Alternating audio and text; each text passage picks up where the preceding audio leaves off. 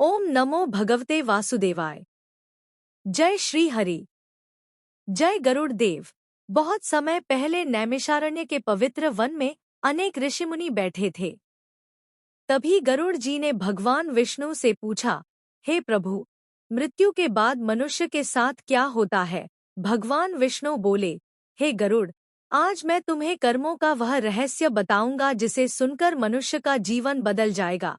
एक नगर में धनराज नाम का एक बहुत अमीर सेठ रहता था।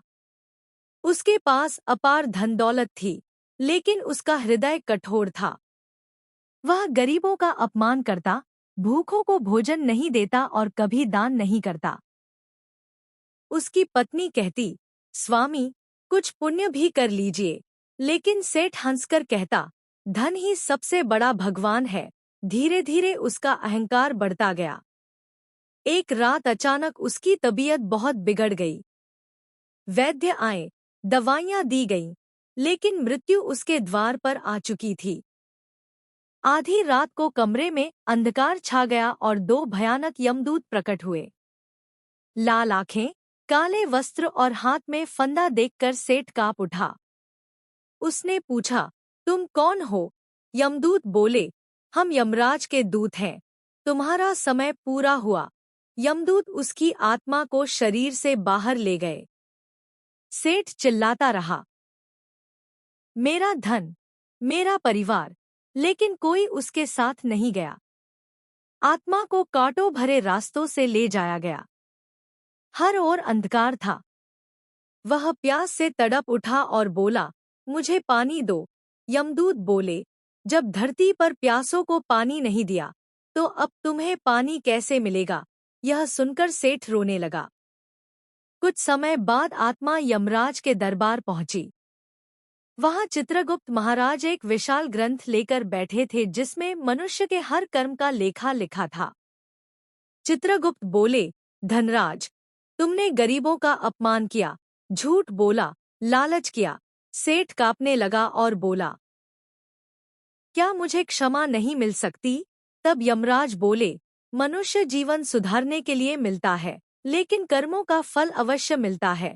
भगवान विष्णु बोले, हे गरुड़, जो मनुष्य अधर्म करता है उसे नरक की यातनाएं सहनी पड़ती हैं। जो झूठ बोलते हैं वे अंधकार नरक में जाते हैं। जो दूसरों को दुख देते हैं वे अग्नि की पीड़ा सहते हैं। और जो माता पिता का अपमान करते हैं उन्हें भारी कष्ट मिलता है। चारों ओर चीखें, भयानक आग और अंतहीन पीड़ा देखकर सेठ भय से कांप उठा। वह रोते हुए बोला, काश मैंने भगवान का नाम लिया होता। उसी नगर में हरिदास नाम का एक गरीब ब्राह्मण रहता था। वह धनवान नहीं था, लेकिन उसका मन पवित्र था। वह भूखों को भोजन देता, माता पिता की सेवा करता और हर समय भगवान का नाम जपता। जब उसकी मृत्यु हुई तो चारों ओर दिव्य प्रकाश फैल गया। स्वर्ग से सुंदर विमान उतरे और गंधर्व भजन गाने लगे। यमदूत भी उसे प्रणाम कर रहे थे। भगवान विष्णु बोले, हे गरुड़, जो प्रेम, दया और भक्ति से जीवन जीता है उसके लिए स्वर्ग के द्वार खुल जाते हैं। फिर भगवान विष्णु बोले, मनुष्य खाली हाथ आता है और खाली हाथ जाता है। धन, रूप और अहंकार सब यहीं रह जाता है। केवल कर्म आत्मा के साथ जाते हैं।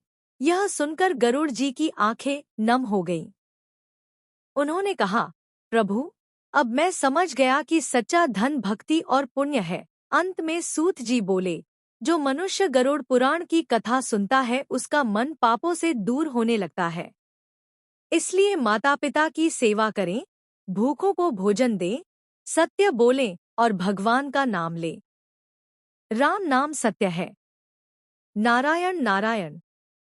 हर हर महादेव। ओम शांति शांति शांति।